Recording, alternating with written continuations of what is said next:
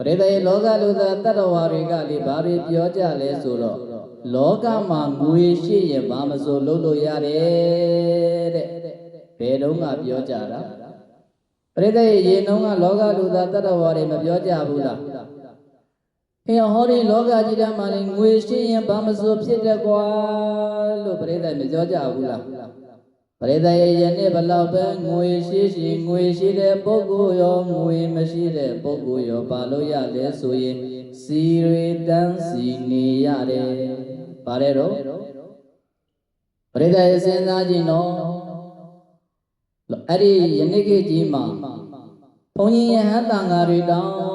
မှစီဆိုင်ရှိရောက်သွားပြီဆိုရင်အဲ့ဒီစီပိုင်းနဲ့စီပန်းနဲ့စီဖြစ်ပေးနေတဲ့သားငယ်သမီးငယ်လေးတွေကိုမျက်နှာကြိုတွေ့ရတယ်။သားလေးရဲ့သမီးလေးရဲ့ဖုံဖုံတို့တရားပွဲရှိလို့ပါစီလေး4000ဘူးလောက်လောက်ပါသမီးရဲ့သားရဲ့ပရိသေဘလို့ပဲမျက်နှာကြိုတွေ့မရဘူးဖေရ4000ပဲ3000ပဲပြောရင်ဒီတိုင်းလေးပဲပြန်လာရတာပဲပရိသေရဲ့ဘလောက်ပဲမာနတွေကြီးကဲနောက်ဆုံးတော့မာနာကြီးပါတယ်ဆိုတဲ့ပုဂ္ဂိုလ်တွေစီဆိုင်ရှိရောက်တာနဲ့ဘာဖြစ်သွားတာတော့မာနတွေကျိုးသွားတာပဲမှန်ရဲ့လားဒီနေ့ချိန်မှာစီပန်လေးကြိုင်ပြီးတော့စီဖြစ်ပေးနေတဲ့ဝန်ထမ်းတွေဟာဆရာကြီးတွေပဲ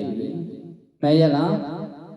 ဒါကြောင့်ပရိသေရဲ့လောကကြီးမှာငွေရှိရင်ဘာမဆိုဖြစ်တယ်ဆိုပြီးတော့အတ္တတွေကြီးလာကြတဲ့ပုဂ္ဂိုလ်တွေခုကြည့်လိုက်စမ်းတပ္ပေသင်္ခါရဒုက္ခဆိုတာပရိသေရဲ့စီတန်းစီရတဲ့အချိန်ရောက်ကြမှပို့ပြီးတော့နားလည်သွားလိမ့်မယ်မှန်ရဲ့လားတပ္ပေသင်္ခါရလုံးစုံသောသင်္ခါရသဘောတရားတွေအလုံးမှာပါတယ်တော့ဒုက္ခဆင်းရဲခြင်းနဲ့ပရိသေခုကြည်စံစီတန်းရှိမှစီလေးရဖို့တန်းစီနေရတော့ပရိသေတစ်ချိန်လုံးကအေးအေးဆေးဆေးနဲ့ငွေရှိပါတယ်ဆိုတဲ့ပုဂ္ဂိုလ်တွေရောတစ်ချိန်လုံးကပရိသေရဲ့ပတ်စံရှိလို့ထောင်လွှားကြတဲ့ပုဂ္ဂိုလ်တွေရောပရိသေရဲ့တစ်ချိန်လုံးကငါဟိုနေရာသွားနိုင်တယ်ဒီနေရာသွားနိုင်တယ်ဆိုပြီးတော့ကြွေးကြော်ခဲ့တဲ့ပုဂ္ဂိုလ်တွေရောကုသလို့ရှိရင်နေဘူးကျဲတဲ့ကြီးထဲမှာဒုက္ခတွေခံပြီးတော့ဘာလုပ်နေကြရတော့စီတန်းစီနေကြတာပရိသေရဲ့လောကရဲ့သဘောတရားကိုမြင်အောင်ကြည့်တတ်ပြီလားပရိသေရဲ့လောကရဲ့သဘောတရားတွေကိုမြင်အောင်ကြည့်တတ်သွားတဲ့ပုဂ္ဂိုလ်တွေပရိသေရဲ့မာနမဖြစ်ဘူးတဲ့ဘာမဖြစ်ဘူးလို့လောကရဲ့သဘောတရားတွေကိုနားလည်သွားကြတဲ့ပုဂ္ဂိုလ်တွေအတ္တတွေမကြည့်တော့ဘူးလေပါတယ်တော့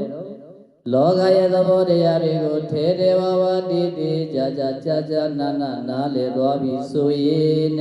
အဲ့ဒီလောကရဲ့သဘောတရားကိုနားလည်သွားကြတဲ့ပုဂ္ဂိုလ်တွေတယောက်နဲ့တယောက်မနာလိုမှုတွေမဖြစ်ဘူးတဲ့တယောက်နဲ့တယောက်ဝင်တိုမှုတွေလည်းမဖြစ်ဘူးတဲ့မနာလိုအိတ်တာမစ္စရိယတရားတွေမဖြစ်ဘူးတဲ့ဘာကိုနားလည်ရမှာတော့လောကရဲ့သဘောတရားလောကရဲ့သဘောတရားကဘာလဲဆိုရင်တပ္ပေသင်္ခါရနိစ္စလုံးစုံသောသင်္ခါရသဘောတရားတွေဟာမမြဲဘူးမှန်ရဲ့လားတပ္ပေသင်္ခါရဒုက္ခလုံးစုံသောသင်္ခါရသဘောတရားအလုံးဟာဒုက္ခဆင်းရဲခြင်းသဘောရှိတယ်လို့ဤကဲ့သို့လောကရဲ့သဘောတရားတွေကိုနားလည်သွားကြပြီဆိုရင်အဲ့ဒီလောကရဲ့သဘောတရားတွေကိုနားလည်သွားကြတဲ့လူသားတွေပရိသတ်ရဲ့